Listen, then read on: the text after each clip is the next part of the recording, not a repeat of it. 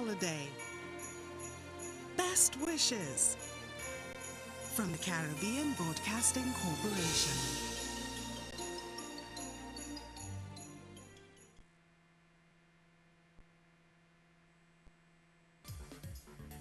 A sanctuary opens for women with substance abuse problems.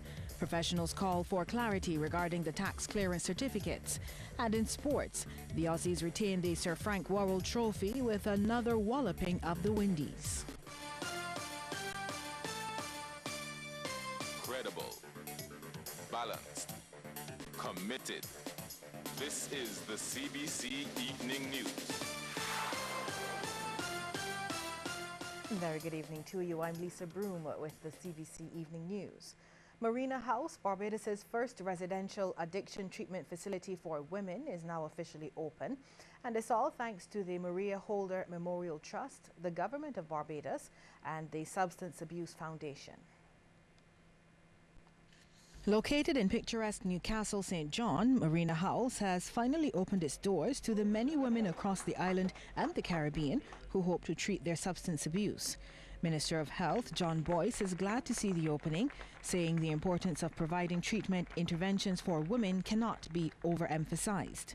When women are affected by substance abuse, the well-being of children and entire families are placed at risk. Many times, the women in the household have the responsibility of ensuring that the health, education, development, and productivity of the family is sustained. As a result, any program that specifically targets and addresses substance abuse in women invariably seeks to reduce risks for instability in home and in communities. The new facility has residential care for 16 women, offering therapy and meditation rooms, a library and a computer lab. MP for St. John, Mara Thompson, says the home will make it much easier for women to receive the treatment they need. I've had a sneak peek, as I have already visited Marina House and I've toured it from top to bottom. It is a lovely, spacious, comfortable facility, and it is located in this beautiful, peaceful parish, which I have the honor to represent, which affords it tranquility, privacy, and solitude, all of which contribute to the right ambience for substance abuse treatment. The residential center is named in the memory of Marina Holder, sister of Christopher Holder, chairman and co-founder of the Maria Holder Memorial Trust. Marina House is the most appropriate name for this beautiful yellow-coloured, my mother's favourite colour, building here at Newcastle. I'm looking at the building thinking, damn, this was going to be one of my homes, but I felt it would be best given to the Substance Abuse Foundation and turned into what I'm sure when we go round today you will all see as a remarkable centre. The facility is already hosting and treating 6 residents. Local professionals continue to voice concern about the tax clearance certificate being imposed by the government. This time around, the matter is being raised by the Institute of Chartered Accountants of Barbados. Executive Director Reginald Farley is calling for more clarity on the issue. First of all, there needs to be clarity as to under what circumstances and for what transactions one needs to produce a tax clearance certificate. And every now and again we're hearing an additional department is now requiring one. So we would like to see in one place all these areas where it is required. And we also want to see a customer service mandate or charter where we can get clear assurance that this is the maximum time frame, other than exceptional circumstances, within which one can reasonably expect to get a tax clearance certificate. The ICAB Executive Director claims it's already tough to do business with international partners and fears there could be added hurdles with the introduction of the policy. And certainly the biggest cause for concern is in the cases where an application is made through no fault of the applicant, the certificate is not available by January 31st, which is the deadline for paying the professional fees under the relevant legislation. Who becomes liable for paying the penalty being 100% of the fee owed. So those are some of the administrative areas which we are still working to get clarified with the relevant authorities. The executive director of the Barbados Employers Confederation is calling for significant restraint in wage demands. Tony Walcott, in his end-of-year message, has offered the advice and other suggestions to address what he says are the most significant national challenges. He explains what he would like to see done in 2016. As we move into 2016, the most significant national challenges to be addressed are the need to, 1, promulgate a coherent, well-articulated set of growth strategies, especially for the tourism, international business and manufacturing sectors. 2, implement a structured short, medium and long-term set of strategic initiatives for the revitalization of our agriculture sector to ensure our food security, to limit dependence on external producers. 3, rein in the burgeoning national debt. 4, implement tighter fiscal consolidation measures. Mr. Walcott wants to see aggressive national strategies implemented to restore fiscal discipline and make Barbados more efficient at business facilitation. The BEC official highlighted matters of concern in the legislative, political and economic environment, including the Holiday with Pay and Employment Rights Acts and the frequency of meetings of the social partnership. On the latter, he reiterated the BEC's commitment to the tripartite body. Unfortunately, the subcommittee of the social partners, which typically met on a monthly basis under the chairmanship of the Minister of Labour, Social Security and Human Resource Development in previous years, had the number of meetings actually called significantly reduced for various reasons. The Confederation must, at this point, express the hope that the announced rationalisation to take place across several statutory corporations are brought before a full social partnership meeting before any discussions are taken on the new structures to be put in place and consequent redundancies. The Confederation, however, restates its commitment to work in the context of the social partnership framework. Meanwhile, Chairman of the Barbados Private Sector Association, Alex MacDonald, is optimistic that once planned big projects get underway next year, it will be a defining moment for the country. 2016 is a year that I think that we can tip if we start projects and if we make meaningful progress through them. It would add a wonderful fillip to the economy. People actually believe now that not only are we talking about it, but we're actually seeing projects come off the ground, progress being made. The good thing is that we may have a very strong first quarter in terms of our tourism arrivals. The critical thing, of course, would be to make sure that the people in the private sector manage to get the most spend from those tourists who are here. That's very much a private sector focus. Mr. MacDonald described 2015 as one with some challenges and triumphs. For many of the persons in business, it was a continuation of a very cautious watch and wait position. Materially, the economy did not really improve all that much, but what we have seen is a rising in the level of confidence in some of our members. For some people in the retail section, it's been a lot better. For others, it's not been very good at all. We've seen some consolidation in the market through mergers, acquisitions, and at times businesses going out of business. So in that way, it has created a lot of space in the market.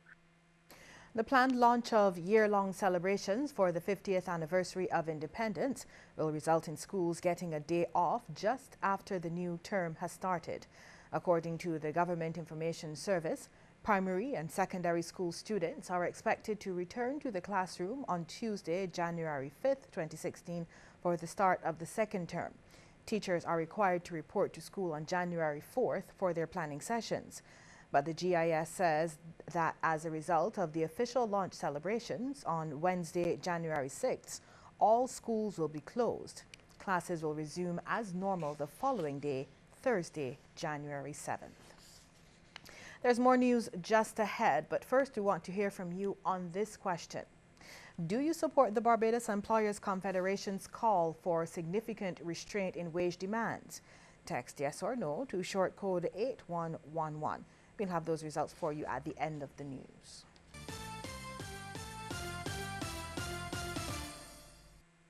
Ho, ho, ho, ho! This Christmas, 8 lucky customers will win $500 each from Mark's Auto Spares. Simply spend $50 or more for your chance to win. And the draw taking place December the 31st. Don't be a moon donkey or a Nafanarian and miss this opportunity to win. You can go to Bel Air St. George, Darriston Plaza Spooner's Hill, Salter St. George, or 6 Roads in St. Philip. Mark Auto Spares, number one. Auto Spares in Barbados, dashing through the snow. Oh, shut up! Dashing through the snow wall. Oh, wait. Before we start drinking, I want you to do something for me. Like? Sound like what? I want you to write a question on a napkin, and before we leave here, try to answer it. Cheers.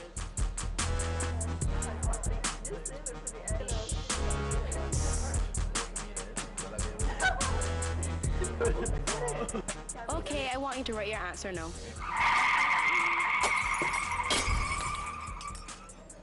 Use alcohol responsibly.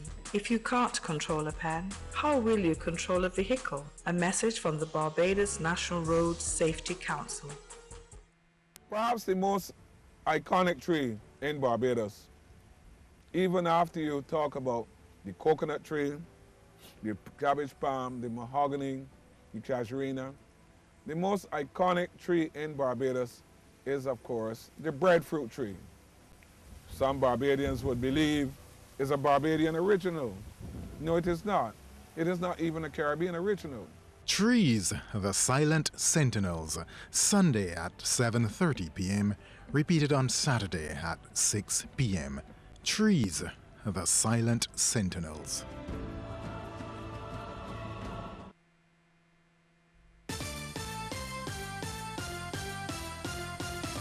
Government is being urged to seriously consider offering an amnesty to all Guyanese nationals. The call comes on the heels of the two countries strengthening ties and preparing to mark their 50th anniversaries of independence next year.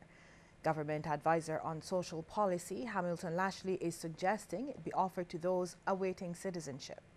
Rather, in the period of waiting, then rather than we looking to send them back to Guyana, that we offer an amnesty as part of a goodwill gesture between the two governments, and so that this level of cooperation and friendship between the two countries can be exhibited in this gesture of goodwill between Barbados and Guyana.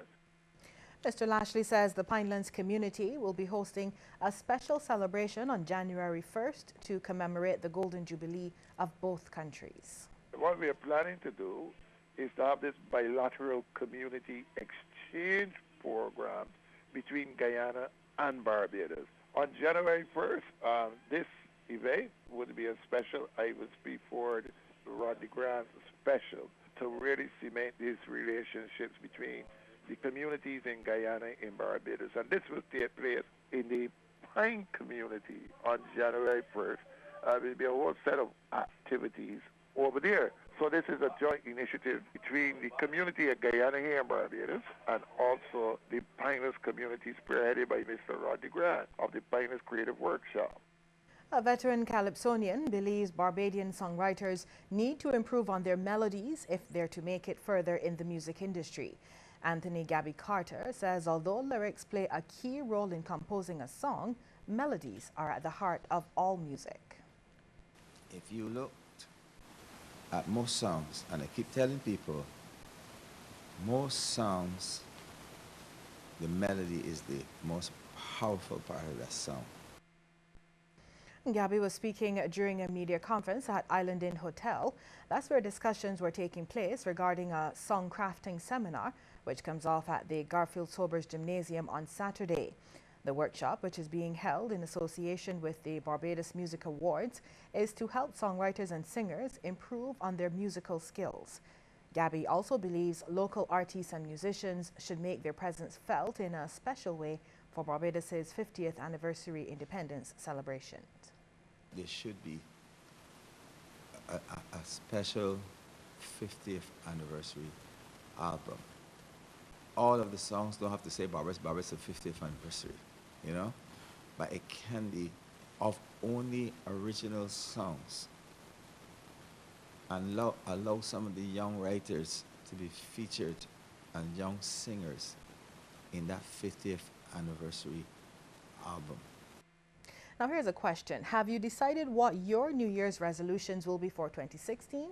Well, CBC spoke to a number of people venturing into the city who told us about some of the changes they're planning to make come next year.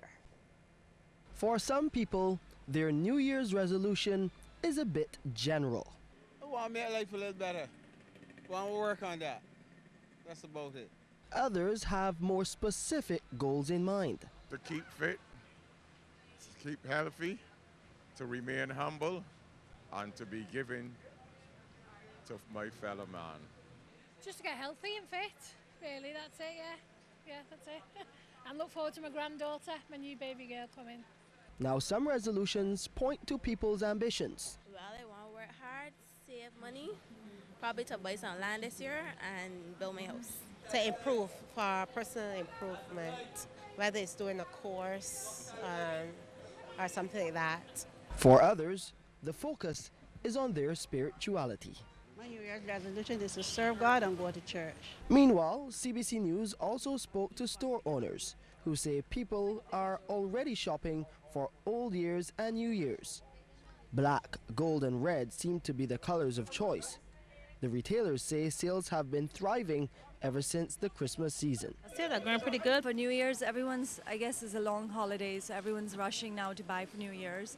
And lace is very in again this year, and you get a lot of people going to church, you know, and they will buy something to go out and then wear to church. So we have that sort of thing, and we have different looks here, you know, black and gold, and those are the main colors that are going up. Some stores are even reporting that sales have improved significantly compared to recent years. This year, people pick up, like, I would say these are the dresses too. They're buying those, and the little shirts, these little tops, they're selling. And we had some vest tops that were selling. They sold out. Well, it's been good because actually moving from the traditional Christmas shopping now into Old Year's night, that shopping has been extremely good.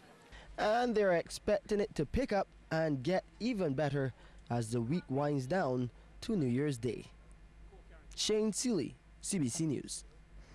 Well, still to come, a look at some of the stories making headlines across the region. But first, a reminder that we want to hear from you on this question. Do you support the Barbados Employers Confederation's call for significant restraint in wage demand? Text yes or no to short code 8111. Those results at the end of the news. And remember,